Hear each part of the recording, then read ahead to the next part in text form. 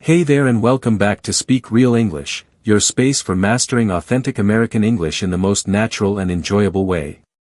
If you're serious about becoming fluent and sounding more like a native speaker, you're in the right place. Today, we're diving deep into a really useful and often misunderstood part of English, phrasal verbs. These are combinations of verbs and prepositions or adverbs that carry unique meanings and are used constantly in daily conversation. One phrasal verb that shows up all the time, in both casual and professional settings, is put off. This little phrase may seem simple, but it has several distinct meanings depending on the context. And if you want to speak fluently and understand native speakers without constantly stopping to translate, mastering phrasal verbs like this one is absolutely essential. Let's explore all the ways you might hear or use put off. First, let's look at when put off means to delay or postpone something. Imagine you had plans to go out with friends for dinner, but everyone's schedule suddenly got busy. You might say, "We had to put off dinner until next week." That means you're moving the plan to a later time.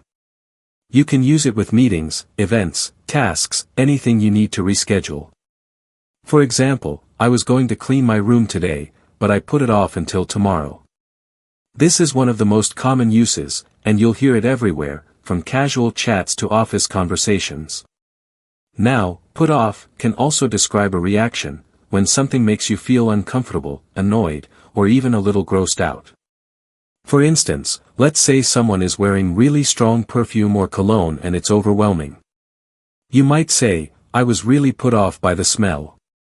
This use of put off tells us that something gave you a negative reaction, something you just didn't enjoy. You could also say, "His attitude really put me off," or "I was put off by the way she spoke to the waiter." It's all about that emotional response that makes you want to step back or avoid something. There's one more use that's more literal. Sometimes we say, "put something off to the side," which simply means to physically move something away or separate it a little. Like when you're having a meal and you want to save part of it, you might say, "Can I put the sauce off to the side?" or "Let's put the documents off to the side while we talk." It's a straightforward way to say, "Move it over there, just for now." This is the kind of everyday expression that makes your English sound more natural and clear.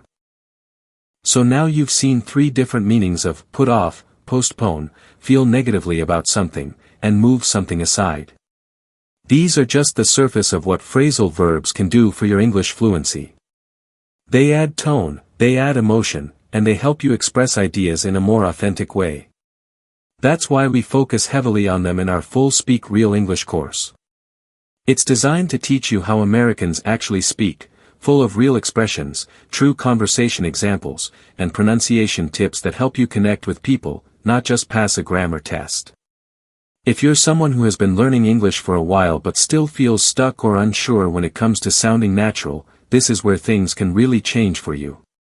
Understanding phrasal verbs like put off is one of those breakthrough moments that takes your English to a whole new level. It's not about memorizing dry definitions, it's about hearing them in real conversations, practicing them in the right situations, and feeling confident that what you're saying actually sounds right to native ears. The more you hear these phrases in context, the better you'll understand them and use them instinctively, without overthinking. So keep practicing. Keep listening. And whenever you hear a phrasal verb like put off, in a movie, on a podcast, or in real life, take a second to think about how it's being used. Was it about postponing something? Was it about someone reacting negatively? Or was it about literally moving something aside? That reflection will help cement the phrase in your mind in a way that no textbook ever could. And the best part?